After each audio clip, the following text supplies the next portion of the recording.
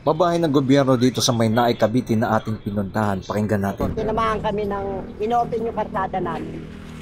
Tapos yung iba naman, mga nasunugan. Dito, tinagalan mo yung Oo, dito na kami dinala. Dito kami nahihirapan ang walang hanap buhay, ganun. Guys, dito pakita natin dito sa may pinaka-highway at pupunta natin yung mga pabahay po dito ng gobyerno na napakarami po dito. Bale ito, dalawa po ito. Pero dito po muna tayo sa may mga nakatira na dito. Yan, kumaliwa na tayo yan at dito sa may gate, dito na po mag-start yung mga pabahay ng gobyerno. Ito po yung mga nauna ng mga naunang presidente. Yan, ito na. May gate na po dito, yan na po yung mismo yung pabahay nila na ating ipinapakita sa inyo. Salamat sa mga nag-like, nag-share, nag-follow kay Skywalk TV at tuloy-tuloy po ang ating pag-update. Papakita po natin dito yung mga bakante pa pong bahay na wala pa pong nakatira dahil ang dami pa po dito ng mga pabahay ng mga bakante. Hanggang ngayon po no, mula po ng ilang taon na po na nakakalipas no. Mula na ano po ang ating presidente dito nag-start na po yan dito ay marami pa pong bakante no. Tatlong taon na po may mga bakante pa rin po dito. Di po natin alam kung bakit ganun po na marami po pong hindi nakatira na ating ipapakita sa inyo. Pero meron tayong nakausap, si Kuya. At pakinggan nyo mamaya yung ating video. At huwag kalimutan mag-like, mag-share, mag-follow kay Skywalk TV yan no. Mula dito sa may gate makikita nyo yan, ina-upgrade na rin po yung mga pabahay nila. Yung naibigay na award sa kanila. Bali dito po yung mga nakatira dito, yung mga nasunugan, mga tinamaan ng mga infrastructure project, mga binabahang lugar, mga nakatira sa riles ng tren. Dito halos karamihan dinadala sa Maynay, Cavite. Yan po ang ating pinaka-latest update natin.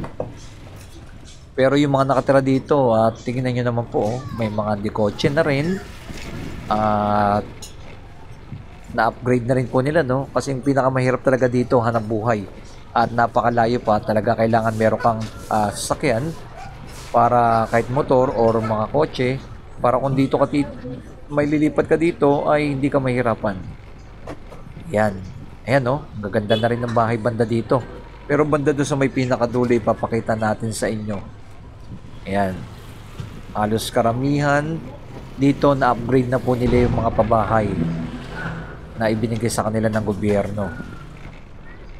Pero sa bandang unahan ay binalikan po natin to no, para ipakita natin sa inyo etong full video natin mula dyan sa may highway hanggang pagpasok ng kanilang subdivision dito. At ganito na po siya. At syempre meron tayong mga na-interview, kamusta sila at ano na po yung mga kalagayan nila dito. Yan, na dapat ninyong malaman. Nakagaya nila ate, nakausap din natin at si kuya. Yan isa sa mga nagiging problema talaga nila dito. Napakalayo ng lugar at hanap buhay. Kung mabibigyan ng hanap buhay ng gobyerno at napakaganda no, na hindi na nila kailangan pumunta ng Manila. Yan, etong right side natin bakante pa yan. Ayan, napakalawak pa po yan. May gate na rin po dyan, pero bakanting lote pa po yan. Ang dami pa po mga bakanting lote at mga bakanting bahay na dapat na ipamahagi na po, nabigay na po sa kanila ng ating gobyerno, pero hanggang ngayon ay hindi pa po na ibibigay. Ang dami pa pong mga walang bahay at naitanong na rin natin no, napakamura ng pabahay dito monthly na kanilang binabayaran, 700 to 500 to 1,000. Yan ang ating dito sa area na to meron na pong mga nakatira. Yan, bandang dulo wala pa. Ito kamusap natin si Kuya. Kanino pa mga pabahay? Kaya ano to eh. Kasi galing kami Maynila eh, sa Palok eh. Dito kayo nilipat. Oo, dito kami. Sinong presidente pang ano? Si ano pa yun? Kay ano na yun, kay Marcos na yun eh. Paggawa kasi ni Marcos to eh. Ito, paggawa ni BBM. BGM.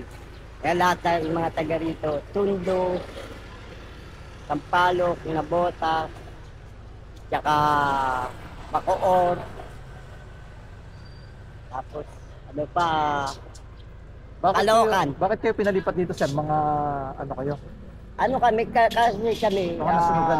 squatter kami. Ah, squatter. Tinamahan kami ng inopen yung karsada namin. Tapos yung iba naman, mga nasunugan. Dito, tinagalan ni Oo, President. dito na kami dinala. Kamusta naman dito? Okay naman pa. Okay naman. Kaso, kailangan talaga tiyaga-tiyaga lang. Mga anak buhay lang. Yung mga minsan nakakatanggap kami, nagwe-welding, ganun. May hanap buhay naman. Hmm. At least maganda na yung tirahan nyo, wala kayong binabayaran. Bali meron din. Kasi libre kami ng isang taon. Libre sa taon. Pero magkano monthly? Magkano monthly nyo? Dati raw 750. Pag nanalo yung mayor dito, magiging 500. Oo, mas mura na, magbabata na. Oo, dapat nga ganun mangyari. Saka dito, puro magdanakaw dito pag bagong lipat. Dinadayo. Oo, dinadayo. Ingat-ingat lang. Kaya kami, rumoronda-ronda rin kami rito. Ayaw namin papasukin yung mga ano rito. Samahan kami rito. At least, nasi-secure naman ang lugar. Tsaka maganda naman dito. Okay naman dito, malamig, tahimik. Pero ito, Paranaque yan, yung mga wala pang nakatira. Wala pa mga nakatira dun eh. Bakit wala pa mga nakatira?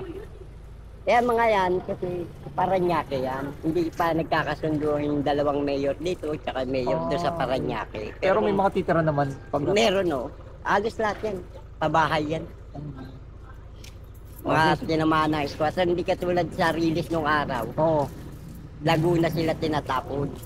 Pero okay na doon sa Laguna gawa ng recover na sila. May mga ano nangaroon eh. At least dito safe naman kayo, tsaka maganda na yung lugar. Oo, safety na rito.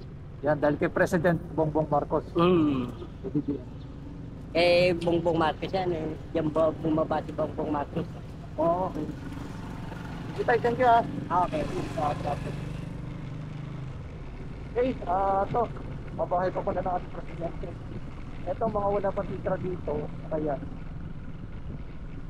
Pero, inaayos na pala nila. Ang dami pa oh. Mga taga Paranaque pala titira dito. Mga wala pang nakatira oh. Paranaque.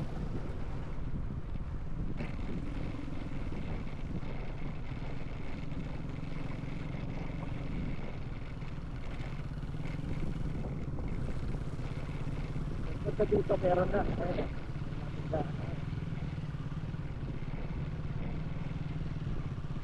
Dito pa wala pa eh. Nabakaan pa.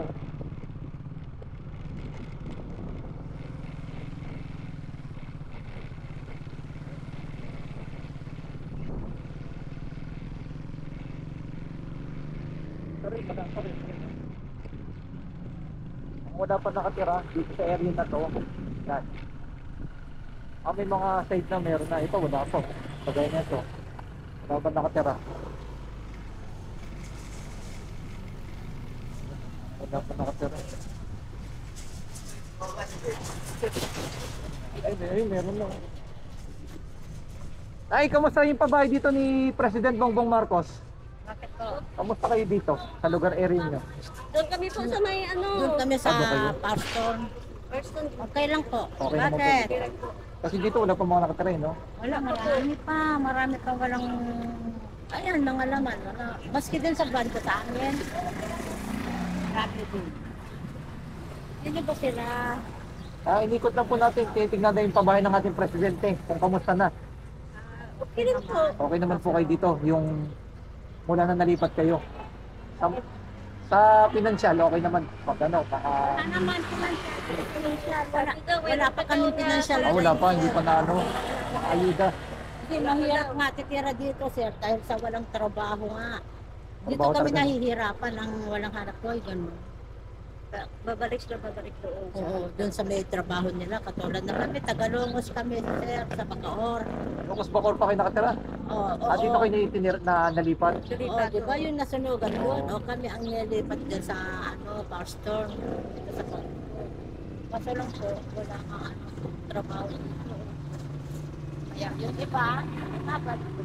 Pwede pala natin panawagan sa ating presidente na magkaroon sana ng, yung mga nalipat dito magkaroon ng trabaho ng buhay.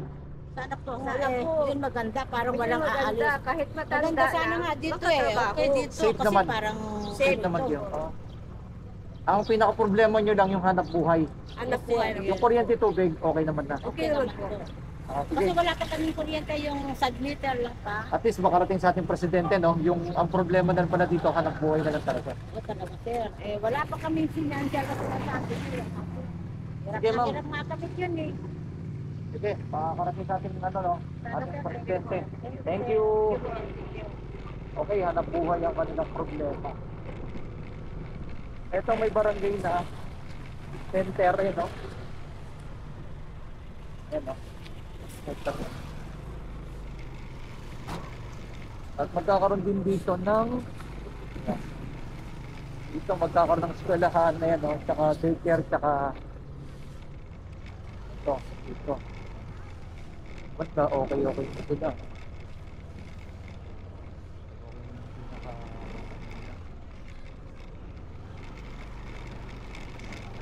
Yan, no? Ito palengke. Kabilang side, palengke naman. Daycare. Ito yung ating pinaka-latest update natin at magpapalipad tayo ng drone. Ngayon na. At syempre hindi po mawawala ang ating drone shot upang ipakita sa inyo yung mga pagbabago po dito at gaano kalawak ito at kung paano pa po yung mga pwede pa pong palagyan ng mga pabahay. Yan.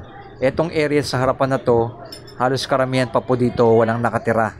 Yang mga layer niyan, 1, 2, 3, 4, 5, 6. Kabila ang side, karamihan pa po dito, wala pa pong natira dito sa area na yan.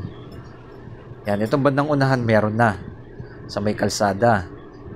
Pero dito, halos karamihan dyan sa area na to ay wala pa pong nakatira dito. Ang dami pa pong mga bakante. At ganito po ito kalawak na ating ipinapakita sa inyo. Yan, oh. Guys, grabe, oh. Talagang sobrang dami po. Sobrang dami pa po ng bakanteng lote dito. Natatayuan pa po ng pabahay. Meron po tayong upload po, bukas na po natin i-upload kasi meron party pa dito sa kabilang side. Meron naman pong ginagawang pabahay din ng gobyerno, 3 layer na po siya. Hindi na po siya nakagaya ng ganito, ng mababa lang, no? Single lang. At bukas i-upload natin yung 3 layer naman po na pabahay hanggang 3rd floor. Ganun po ang mangyayari na mas marami pa pong mailalagay sana ng mga pabahay. Hindi kagaya nito na parang ano lang siya, bungalow. Ganito ang kanilang ibinibigay. Yan, no? Hanggang pinakadulo yan. Ganito kalawak po yung mga pabahay dito ng ibinibigay ng gobyerno na ating ipinapakita sa inyo. Huwag kalimutan mag-like, mag-share at mag-follow ng ating pinaka-latest update na sobrang lawak po ng mga pabahay po dito at napakarami pa pong mga bakante na hanggang ngayon ay hindi pa rin po natututukan. Sana tutukan na po, ipamigay na po dahil wag na nating hintayin na masira pa po yung mga pabahay. Dapat mabigyan ito ng National Housing Authority, ang NHA, na sana maibigay na po sa ating mga kababayan na yung karapat dapat na mabigyan para magkaroon na sila ng mga sarili nilang bahay. Ang dami talaga naghahanap ng bahay talaga ng mura at napakaganda at abot kaya ng ating mga kababayan. Yan, no, sobrang lawak ng lupain dito sa Naik, Cavite. Ang dami pa pong pwedeng patayuan ng pabahay dito. Sana matutukan ito ng gobyerno na dito na po ilagay, no? I-develop ito. May palengke na, may eskwelahan na, may mall na rin na hindi na kailangan lumayo ang ating mga kababayan na going to Manila at magkaroon na rin po ng mga trabaho kagaya na nakausap natin. Isa sa mga problema talaga nila dito, ang hanap buhay.